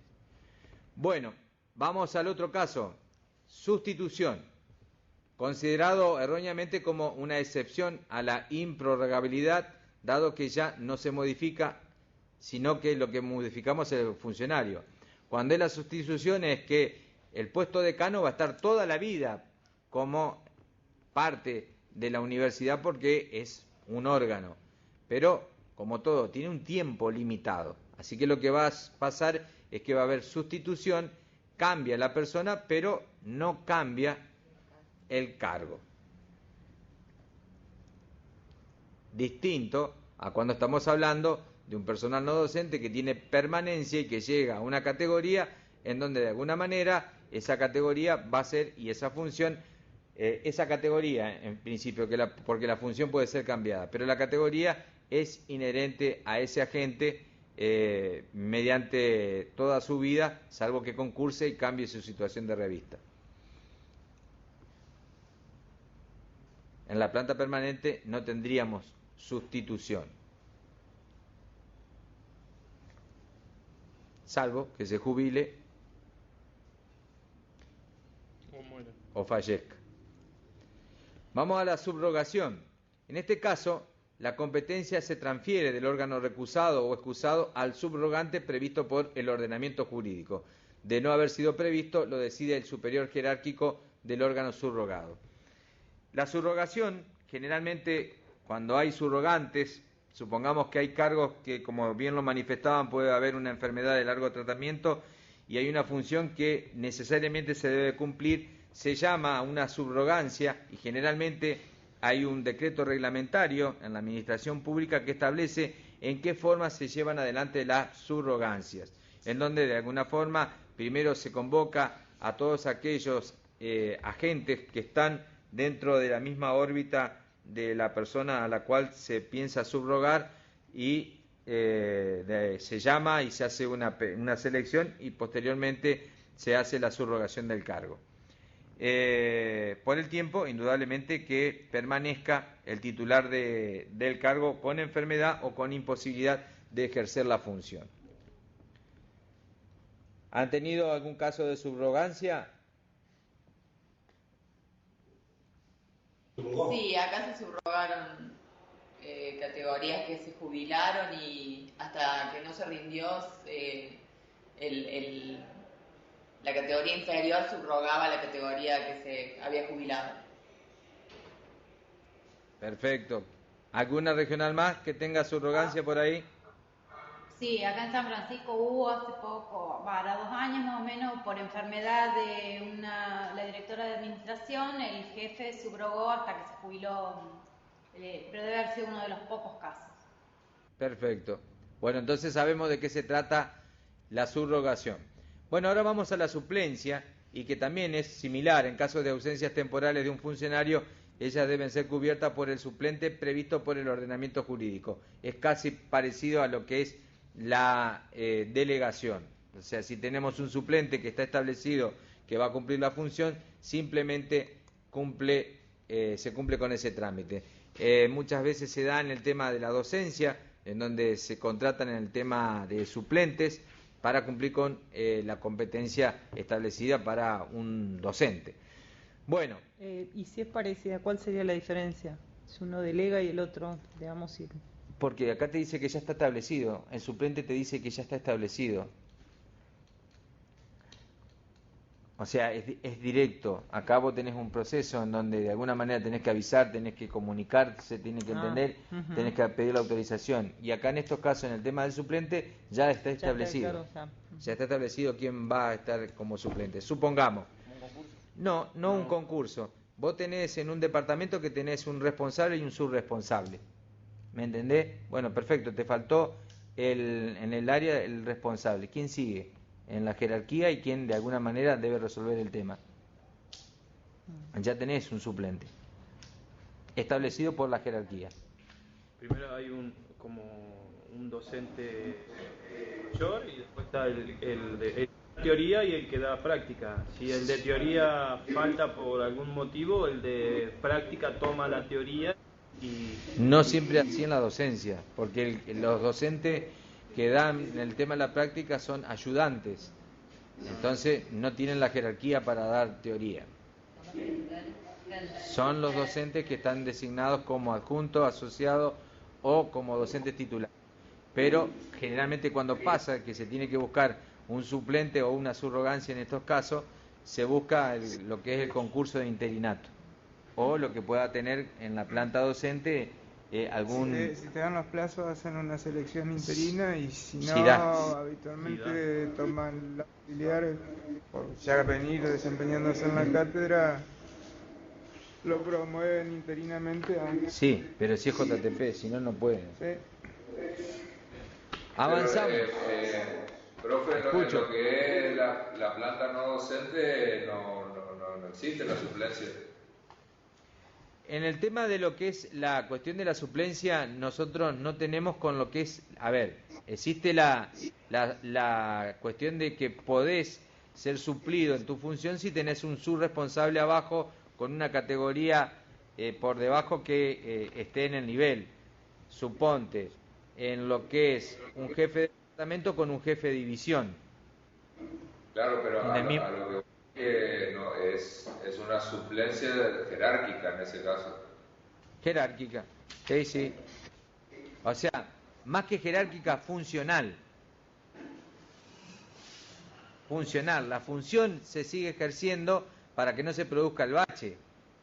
O generalmente, muchas veces, si falta el jefe, no lo hace el de abajo, sino que lo toma el director.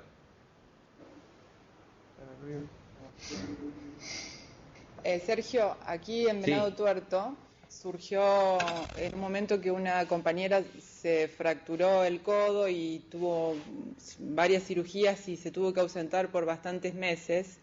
Y en ese caso, como no había suplente, se contrató a una persona para reemplazarla, pero fue hasta que ella se reincorporara.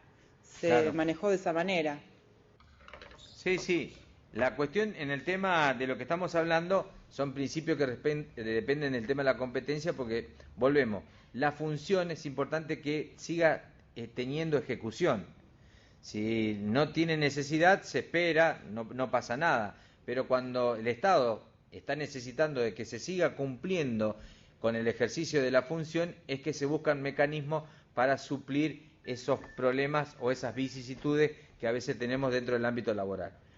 Bueno. En el caso, suponte, Sergio, desde que en la Secretaría de Investigación estuvo el personal, digamos, de mayor jerarquía, está con licencia por largo tratamiento, y yo que soy categoría 7 me tuve que hacer responsable de más o menos lo que podía hacer. Bueno, ahí hay una cuestión en la cual podés o no, porque así es como funciona. A ver, si vos tenés de alguna manera que te vas a hacer cargo, la persona que está a cargo de esa área y realmente te pone a cargo, debería hacer el ejercicio de lo que es el acto de la subrogancia. ¿Por qué? Porque si vos vas a hacerte responsable de una función superior, en donde de alguna manera vos asumís una responsabilidad mayor, como decimos, tanto para adentro como para afuera, lo que corresponde es que se dé la subrogancia del cargo. O sea, ¿Quién no tiene que dar a eso? Y el responsable del área es el que pide, o sea, vos tenés un responsable del área que dice, ¿por qué él es el que va a decir que vos estás a cargo? Porque a partir de la subrogancia tiene que haber un acto administrativo que dice, por el plazo y hasta que se restablezca el titular del cargo, ¿me entendés? Se otorga la subrogancia. La tiene que solicitar y la tiene que hacer el acto administrativo el decano. No hay otra forma de que se establezca. ¿Por qué? Porque tranquilamente vos también, si mañana tuvieras un problema, decís, yo no me hago cargo de esto, lo firmé, pero yo soy categoría tanto, no tengo responsabilidad. Por lo cual, para que funcione en lo que es la... Pero en el caso, suponte vos, de que sí, bien, yo no firmé absolutamente nada, pero el trabajo se efectuó. Está bien, pero entonces si no firmaste nada y el trabajo, o sea, ¿en dónde queda establecida la competencia? En la firma. O sea, vos hiciste el trabajo, pero el que lo firmó se hace responsable. Si está bien o mal, es el que la firma, el que se tiene que hacer cargo. O sea, para tranquilidad del que firma, lo que hubiera correspondido es darte la subrogancia para decir... Y en este caso, ¿yo qué tengo que hacer? ¿O puedo decir, no lo hago porque no me compete a mí? Claro, la lógica es que de última, existiendo un canal de subrogancia, decir, bueno, si hay subrogancia, la quiero. A ver, porque si no, muchas veces sucede que además, esto pasó en la universidad hace mucho tiempo. Muchas veces los cargos y las subrogancias se hicieron simplemente sin pagar porque no había presupuesto, pero dejaban el antecedente de la persona que lo cumplía para lo que es los concursos. Porque cuando vos ves el convenio colectivo de trabajo, te establece puntaje adicional para aquellos que hayan cumplido funciones. Entonces, si vos tenés una resolución que estuviste a cargo de tal función, por más que no fue remunerativa, suma como puntaje, te suman el currículum. Y muchas veces hubo mucha gente que accedió a cumplir esas funciones por más que no se pagaba, porque daba un crecimiento personal ante el eventual concurso posterior. O sea, pero tiene que estar el mecanismo en donde aquel que es el responsable pida que se ejecute la subrogancia para que se cumplan con los trabajos de acuerdo a lo que está establecido. Estamos hablando precisamente de esto. O sea, en el carácter que vos haces el trabajo, y vos decís que es de una jefatura, pero si no tenés la responsabilidad al tema de la firma, ¿Qué responsabilidad por ese trabajo se te puede imputar? Ninguno. El que firma es el que de última para afuera está rindiendo. Si está mal hecho el trabajo, se jugó. Lo lógico es que el que firme, que es el jefe, ¿me entendés? Porque vos estás hablando ya que tu jefe es un secretario. Está dentro de la órbita del personal político, el establishment político. Perfecto. Entonces, esa persona debería tener la lógica, el respaldo de un jefe de área que le diga y le dé la garantía de que el trabajo está realizado de acuerdo a la normatividad o a lo que es la costumbre del trabajo. Bueno, así es como debería suceder. Bueno, vamos con lo que puede ser cómo se resuelve por parte de la Ley de Procedimiento Administrativo los conflictos de competencia. Y me faltan pocos minutos, pero le vamos a dar un final a esto. Bueno, los conflictos de competencia surgen cuando se desconoce a un órgano administrativo, sea particular o por otro órgano administrativo. El procedimiento lo establece el artículo 4 y 5 de la Ley Nacional de Procedimiento Administrativo y los casos son resueltos por el Poder Ejecutivo Nacional si se trata entre ministerios o entre órganos centralizados y entidades descentralizadas o entre estas, por el Ministerio si fuese conflicto entre órganos dependientes del mismo, y la oportunidad para plantear la incompetencia siempre se realiza antes de consentir la competencia que se reclama. Esto es lo que siempre decimos. O sea, si uno consiente que el otro organismo está llevando la función, después no puede reclamarla. Bueno, los órganos superiores dirimenten los conflictos, recibidas que fueran las actuaciones, deciden la cuestión de la competencia dentro de los 5 días sin más sustanciación que un dictamen jurídico. Volvemos a decir que los principios que están establecidos para el conflicto de competencia lo establece la Ley Nacional de Procedimiento Administrativo. Bueno, avanzamos. Sobre esto también estuvimos hablando ayer, que es un conflicto que puede haber con respecto al tema de la competencia, se da el caso de la excusación y la recusación. La excusación es la espontánea declaración del funcionario o agente que se haya impedido para continuar entendiendo o entender en asunto por estar comprendido en alguna causa de recusación o aún sin que ella ocurra por cuestiones de decoro o delicadeza. ¿Algún caso que ustedes sepan de excusación?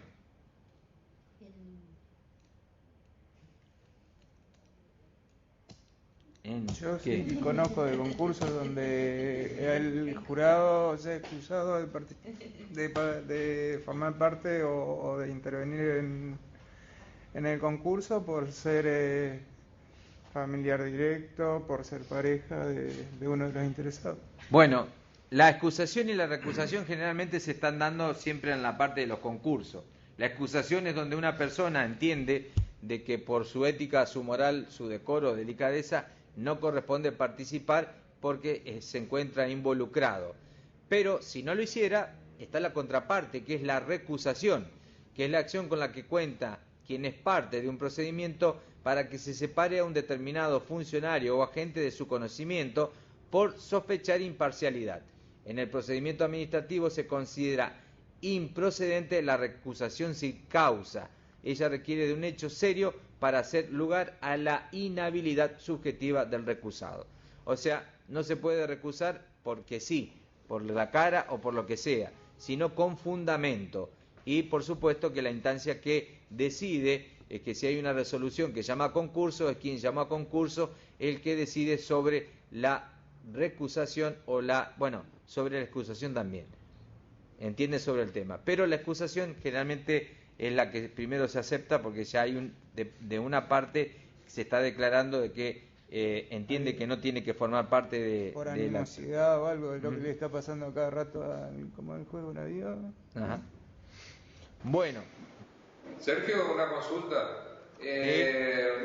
Acá sucedió una vez, yo había participado como jurado en un concurso no docente, en el cual había 3 postulantes. Uno, al terminar el concurso, se le entrega el examen y la planilla de puntaje, como para que revea.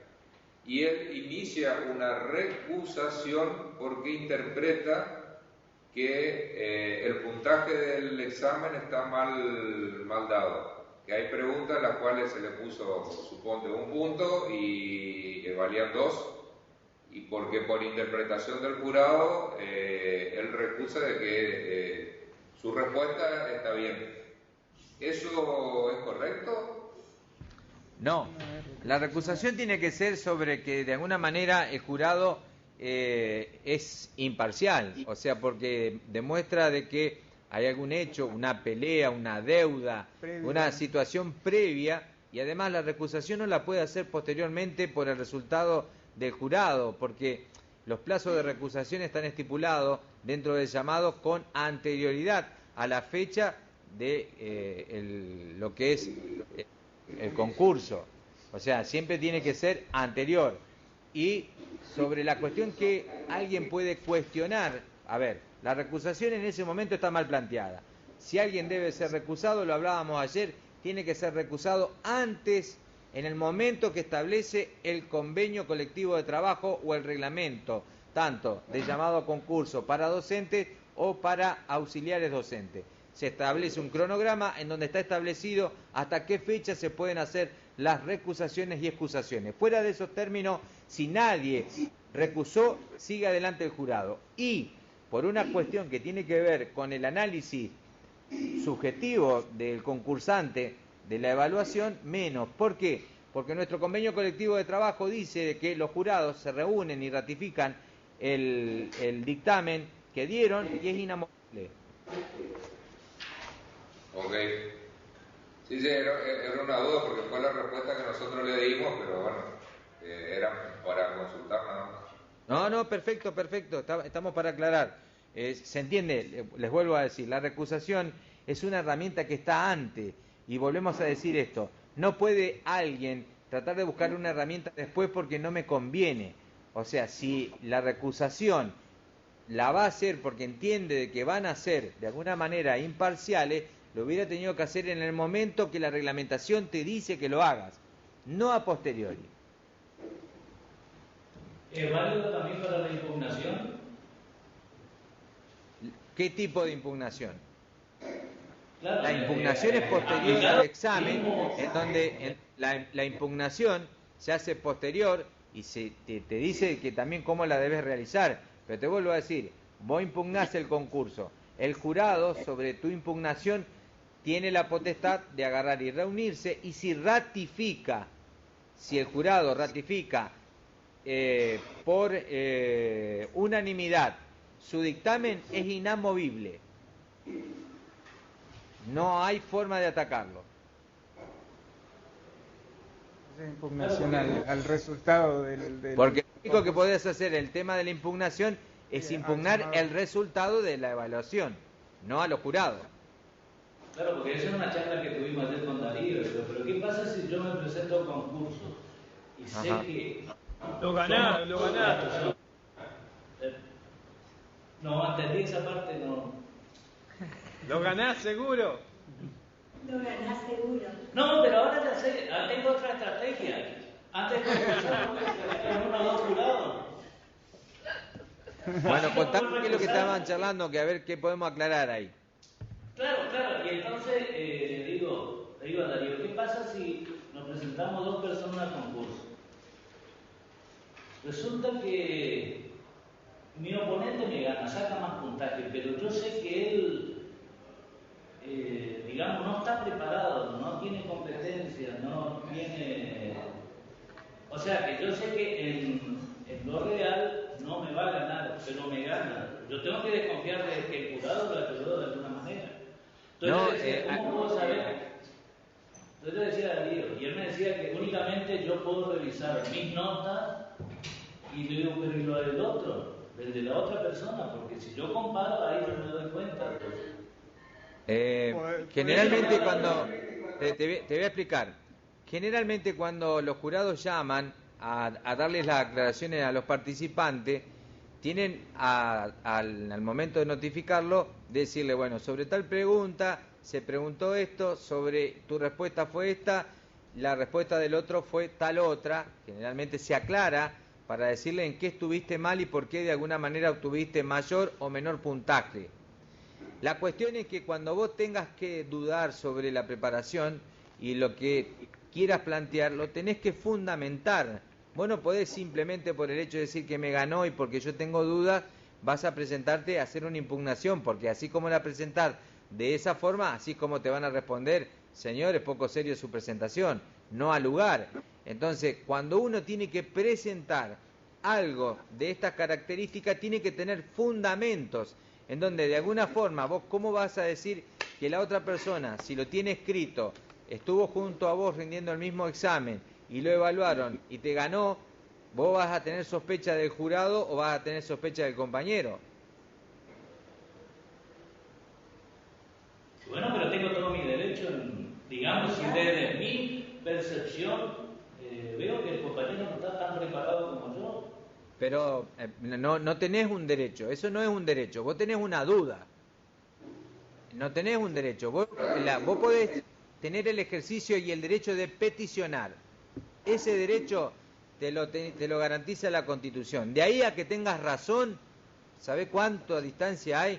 Porque vos en tu postura de que vos pensás que vos tenías que ganar el concurso, pero después tenés que evaluar materialmente cuando la prueba se somete a que, si las preguntas están bien contestadas por el otro y vos le erraste, indudablemente que hay un criterio objetivo de evaluación. Your conference is scheduled to end in 2 minutes. Sala, a uno le toman en un lugar y al otro le toman en otro, pero no, esto no sucede. Un concurso cuando se les toma a todos juntos y el jurado hace las mismas preguntas. Sí, aparte no se puede recusar el intelecto de la otra persona. Exactamente.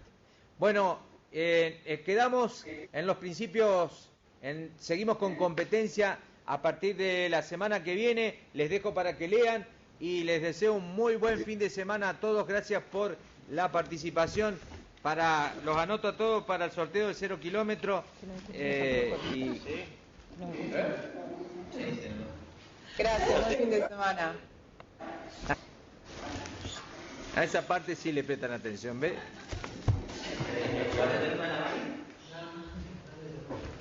Buen fin de semana, chicos. Igualmente.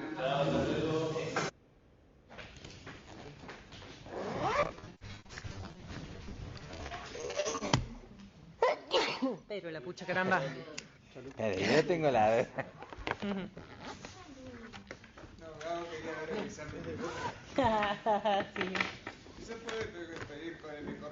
Pero lo que pasa es que de última eso, tal vez allá no lo hacen, pero cuando vos agarrás y la hacés, le pedís...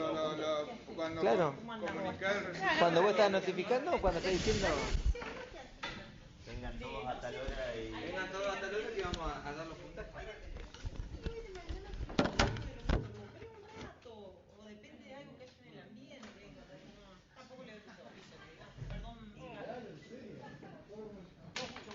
Con cuidado. Your conference is now over. Goodbye. ¿Lo desconectaron ya? Atención, la PC no...